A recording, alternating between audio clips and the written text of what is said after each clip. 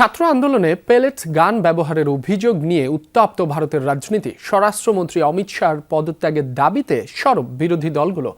বৃহস্পতিবার পার্লামেন্ট চত্বরে বিক্ষোভ করেছেন কংগ্রেস এমপিরা। বুধবার সংবাদ সম্মেলনেও শিক্ষার্থীদের উপর পুলিশি নির্যাতনের নির্দেশদাতা হিসেবে সরাসরি অমিত শাহকে দায়ী করেছেন রাহুল গান্ধী। বিরোধী দলীয় নেতার বিরুদ্ধে প্রোপাগান্ডা ছড়ানোর অভিযোগ তুলে পাল্টা তোপ দাগাচ্ছেন বিজেপি নেতারা।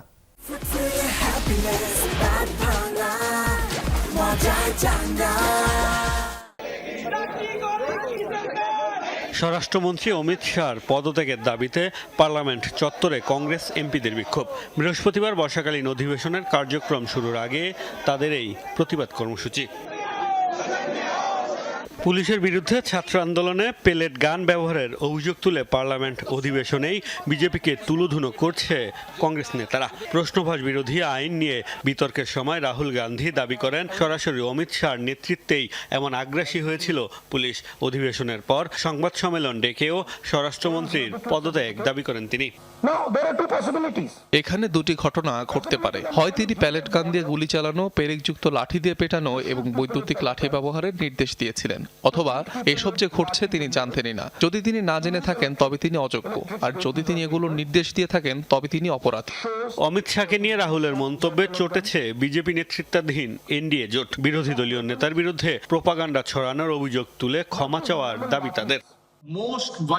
রাহুল গান্ধী একজন ভুয়া গান্ধী, যার মধ্যে ন্যূনতম সততাও নেই।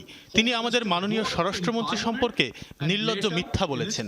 এটা স্পষ্ট যে বিশৃঙ্খলা সৃষ্টি করা এবং পার্লামেন্টের কার্যক্রম ব্যাহত করার পূর্ব পরিকল্পিত উদ্দেশ্য নিয়েই তিনি এসব করেছেন।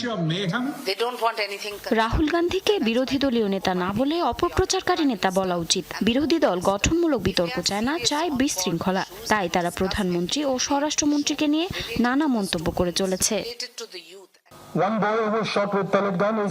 এদিকে ক্ষমা চাওয়ার দাবি প্রত্যাখ্যান করেছেন রাহুল। পুলিশের মারধরের শিকার শিক্ষার্থীরা একদিন অবশ্যই ন্যায় বিচার পাবে, এমন মন্তব্য করেছেন তিনি। বলেন, হামলার সব ছবি ও ভিডিও সংগ্রহ করেছে কংগ্রেস। জড়িত পুলিশ সদস্যদের চিহ্নিত করা হয়েছে বলেও জানান তিনি। মুস্তফা মাহমুদ, যমুনা নিউজ।